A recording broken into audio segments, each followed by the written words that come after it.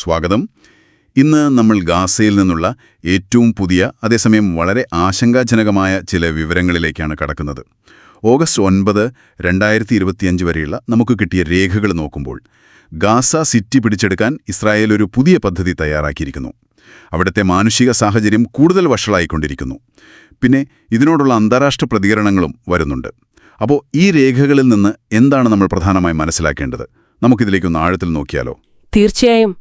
ഇത് വെറും വാർത്ത എന്നതിനപ്പുറം ഗാസയിലെ ഇപ്പോഴത്തെ അവസ്ഥയുടെ ഒരു ആഴത്തിലുള്ള ചിത്രം തരുന്നുണ്ട്. അതിന്റെ പ്രത്യാഘാതങ്ങൾ മനസ്സിലാക്കാൻ ഇത് സഹായിക്കും. പ്രത്യേകിച്ചും ഇസ്രായേലിന്റെ ആ പുതിയ സൈനിക നീക്കം അത് വളരെ വളരെ നിർണായകമാണ്. അതെ. ആ സൈനിക പദ്ധതിയുടെ വിശദാംശങ്ങളിലേക്ക് തന്നെ വരാം. ഗാസ സിറ്റി പിടിച്ചെടുക്കാൻ ഇസ്രായേൽ സുരക്ഷാ ക്യാബിനറ്റ് ഔദ്യോഗികമായ അംഗീകാരം നൽകി. അതാണല്ലോ ഏറ്റവും പുതിയ വിവരം. ഇത് ഇപ്പോഴുള്ള നീക്കങ്ങൾ ഒരു പുതിയ തലത്തിലേക്ക് കടക്കുന്നു എന്നല്ലേ സൂചിപ്പിക്കുന്നത്? അതെ, തീർച്ചയായും. ഇത് വെറുതെ ഒരു സൈനിക നടപടി ശക്തമാക്കൽ മാത്രമല്ല. ഇത് ഘട്ടം ഘട്ടമായിട്ട്, അതായത് ആദ്യം സാധാരണക്കാരെ ഒഴിപ്പിക്കുക, എന്നിട്ട് ഹമാസിന്റെ ഭരണ സംവിധാനം അത് പൂർണ്ണമായി തകർക്കുക. ഇതാണ് ലക്ഷ്യമെന്ന് രേഖകൾ വളരെ വ്യക്തമായി പറയുന്നുണ്ട്. ഓഹോ. പിന്നെ ശ്രദ്ധിക്കേണ്ട ഒരു കാര്യം, അവർ ഈ പ്ലാൻ നടപ്പാക്കാൻ ഉദ്ദേശിക്കുന്ന സമയം 2023 ഹമാസ് ആക്രമണത്തിന്റെ വാർഷികം, അതായത് ഒക്ടോബർ 7. അതിനോടനുബന്ധിച്ച് വേണം ഇത് നടപ്പാക്കാനെന്നാണ് അവർ പ്ലാൻ ചെയ്യുന്നത്. അപ്പോൾ അതിനൊരു പ്രതീകാത്മകമായ വശം കൂടിയുണ്ടല്ലേ? ഉണ്ട്. അതിന് വ്യക്തമായൊരു പ്രതീകാത്മക ലക്ഷ്യമുണ്ട്. ഒരു പക്ഷേ കഴിഞ്ഞ വർഷത്തെ ഓർമ്മകളൊക്കെ ഉപയോഗിച്ച് രാജ്യത്തിനകത്തു പിന്തുണ കൂട്ടാനും അന്താരാഷ്ട്ര തലത്തിൽ വരുന്ന വിമർശനങ്ങളെ ഒരു പരിധിവരെ നേരിടാനും കൂടിയുള്ളൊരു ശ്രമമായിരിക്കാം ഇത്. ശരിയാണ്. ഈയൊരു സൈനിക പദ്ധതിയുടെ നിഴലിലാണ് താങ്കൾ നേരത്തെ സൂചിപ്പിച്ച പോലെ ഗാസയിലെ സാധാരണക്കാർ ശരിക്കും ദുരിതത്തിലാകുന്നത്. നമുക്ക് മുന്നിലുള്ള കണക്കുകൾ ശരിക്കും പേടിപ്പെടുത്തുന്നതാണ്. 2025 മെയ് 27 മുതൽ ഇന്നുവരെ മാത്രം സഹായത്തിനായി കാത്തുനിന്ന ഏകദേശം 1373-ലധികം പലസ്തീനികളാണ് വെടിയേറ്റു മരിച്ചത്. അതെ, 1373-ലധികം. പട്ടിണിയും ഭക്ഷ്യക്ഷാമവുമൊക്കെ ഇത്ര രൂക്ഷമായ ഒരു സാഹചര്യത്തിലാണ് ഈ മരണങ്ങൾ നടക്കുന്നത് എന്നത് കാര്യങ്ങൾ കൂടുതൽ ഭീകരമാക്കുന്നു. അതെ, അതൊരു പ്രധാന പോയിന്റാണ്. കാരണം ഇതൊന്നും ഒറ്റപ്പെട്ട സംഭവങ്ങളല്ല. ഓർക്കണം, മാർച്ച് മാസത്തിൽ സഹായ വിതരണത്തിന് തടസ്സങ്ങൾ വന്നപ്പോൾ ഭക്ഷണ സാധനങ്ങളുടെ വില 1400% വരെയാണ് ഉയർന്നത്. 1400%? അതെ, ചിന്തിക്കാൻ പറ്റുമോ അത്രയും വർധനവ്?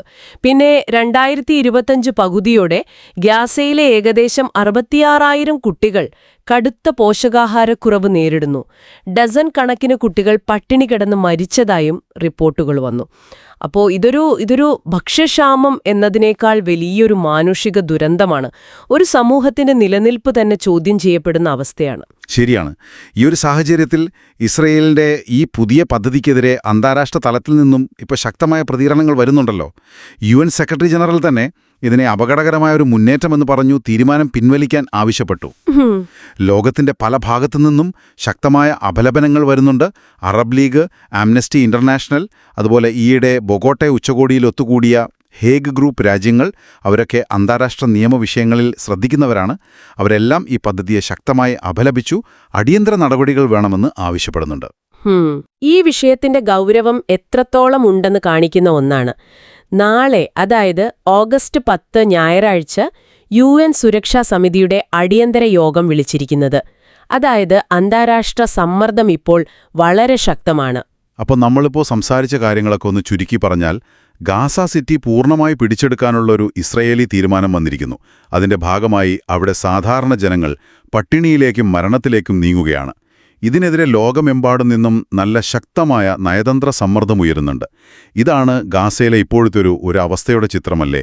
ഈ വിവരങ്ങൾ കേൾക്കുന്ന നിങ്ങൾക്ക് കാര്യങ്ങൾ കുറച്ചുകൂടി വ്യക്തമായി കാണാൻ സഹായിക്കുമെന്ന് കരുതുന്നു. നമ്മൾ ഈ വിശകലനം ഇവിടെ നിർത്തുമ്പോൾ ഒരു ചിന്ത നിങ്ങൾക്കായി പങ്കുവയ്ക്കാം.